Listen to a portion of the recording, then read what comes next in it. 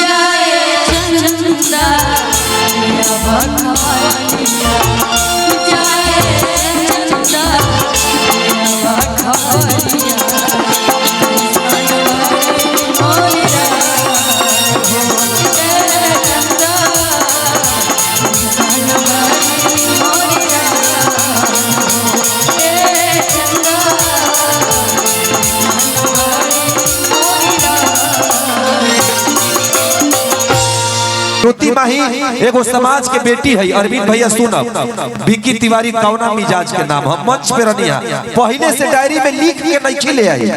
बैठले बैठले एगो बात आ गई है बाबूजी, अच्छा लगी जैसे भजन पे ताली बजौनी जा, एगो हमरा बात पे ताली बजाई जा। दुनिया में भरोसा केहू के नहीं के, भरोसा यहाँ तक नहीं के कि कहीं केहू के प्रेम बा, आ प्रेम में उ जवन उनकर प्रेमिका बाड़ी सर्वस्व समर्पित कइले बाड़ी, लेकिन प्रेमी घात करता हो जो भरोसा नहीं के। सुनब जा, कोई पगड़ी बेच देता है, कोई टोपी बेच देता है।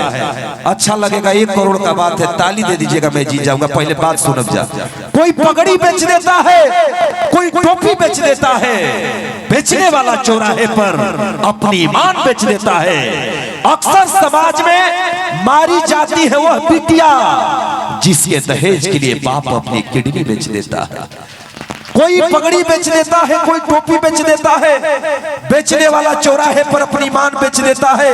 अक्सर समाज में मारी जाती है वह बेटिया जिसके दहेज के लिए बाप अपनी किडनी बेच देता है। आहा, वो भोली मासूम बच्ची कुर्बान रहती है जिस प्रेमी के मोहब्बत में बनाकर पैसों की खातिर वीडियो उसका प्रेमी बेच देता है। मैं चाहूंगा कि समाज में लेकिन एक बहन हमारे बीच में आए। आइए, मेरे जख्मों की चाहत पे पट्टी कौन बांधेगा? अगर बहनें नहीं होंगी राखी कौन बांधेगा? इसी तरह होती रहे दिल्ली में दामनी जैसी हर बहनों की हत्या, मेरा छपरा ताली बजा दे कबूतर के गले में चिट्ठी कौन बांधेगा? आइए, आपके बीच में ज्योति माही जी उपस्थित है, आपका भोजन होगा।